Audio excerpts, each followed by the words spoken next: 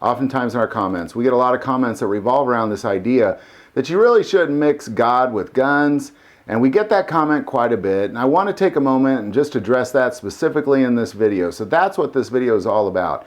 I also believe that a lot of people personally struggle with this idea. A lot of people want to protect themselves, want to protect their families, but as Christians, they're not sure if they should do so. Now, I have a lot of videos on that. This video is going to specifically address why we mix God and guns as content together in this channel.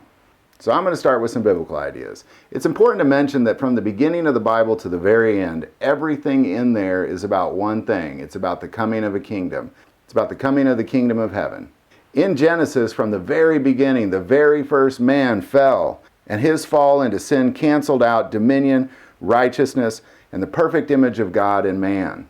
So God, being the Alpha and the Omega, the beginning and the end, He lives in the beginning, the middle, and the end of time. He lives outside of time. He saw that there needed to be a way for man to achieve pure righteousness so he can freely and boldly enter into the holy presence of God.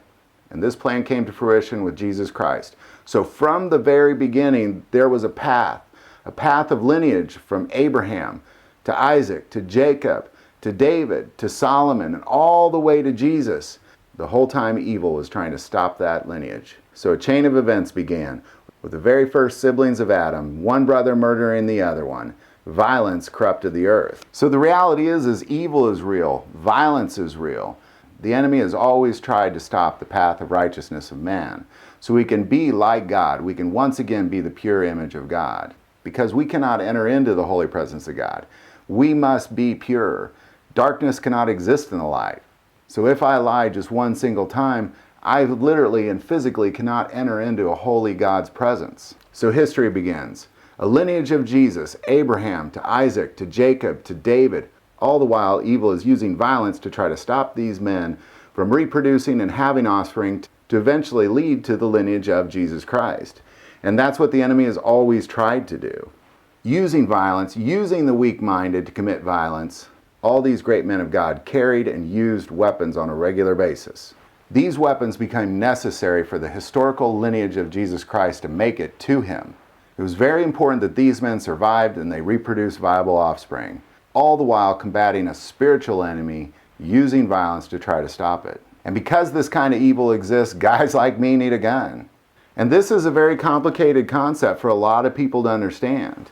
But again, the Bible from the very beginning to the very end is all about the coming of a kingdom. You're a part of it. I'm a part of it. And the enemy uses violence to try to stop it. I don't have power over principalities other than in the name of Jesus Christ. When those principalities convince evil men to do evil things, guys like me and guys and girls like you, we need a gun. So that's the complicated reason on why we mix God and gun into the content of these videos. The simple reason is this: if we can bring a light into a very dark internet world, and we can bring people closer to God by just simply having a common love of the hobby of guns, so be it. If you like this video, click like and subscribe. You can also now find us on Facebook under God, Family, and Guns. But by far the most important part of this YouTube channel is it is a ministry to us, and we take prayer requests. So please don't ever hesitate to send that stuff in. Thank you for watching this episode of God, Family, and Guns. And as always, love God, love their family, and love guns.